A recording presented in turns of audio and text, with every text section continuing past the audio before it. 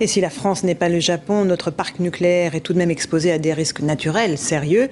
La plus vieille centrale du pays, Fessenheim, est située en zone sismique. Et puis celle du Blayais en Gironde est passée à 2 doigts de l'accident lors de la tempête de 1999.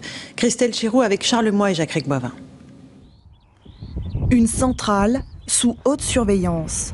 Décembre 99, les 4 réacteurs de la centrale du Blayais ne résistent pas à la tempête de cette fin de siècle. Située entre Bordeaux et Royan sur l'estuaire de la Gironde, la digue est balayée, l'eau pénètre dans la centrale. Les systèmes de refroidissement des réacteurs auraient pu être lourdement endommagés et l'accident tant redouté, la fusion du cœur, se produire. Depuis ce jour, des mesures pour renforcer la sécurité ont été prises. Le sommet de la digue, à présent, est à 3,30 mètres au-dessus du sommet de la digue tel qu'il était en 1999. Comme la centrale du Blayais, 4 autres sont situées en bord de mer, en bleu sur cette carte, avec un risque de raz-de-marée. 5 sont dans des zones sismiques dites à risque modéré.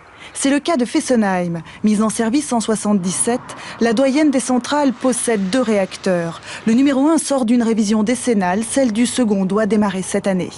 Fessenheim a été conçu pour faire face à un séisme dont l'intensité serait double à celui qui s'est passé en 1356 à Bâle. Donc déjà dès la conception, beaucoup de marges de sécurité ont été prises en compte.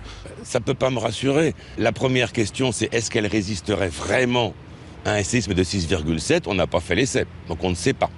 La deuxième chose, est-ce que Madame le ministre peut me garantir qu'il n'y aura jamais de séisme supérieur dans la région alsacienne ? Aujourd'hui, aucun réacteur n'est à l'abri des risques naturels. En France, les experts s'accordent à dire que les risques d'inondation sont toutefois plus importants que les tremblements de terre.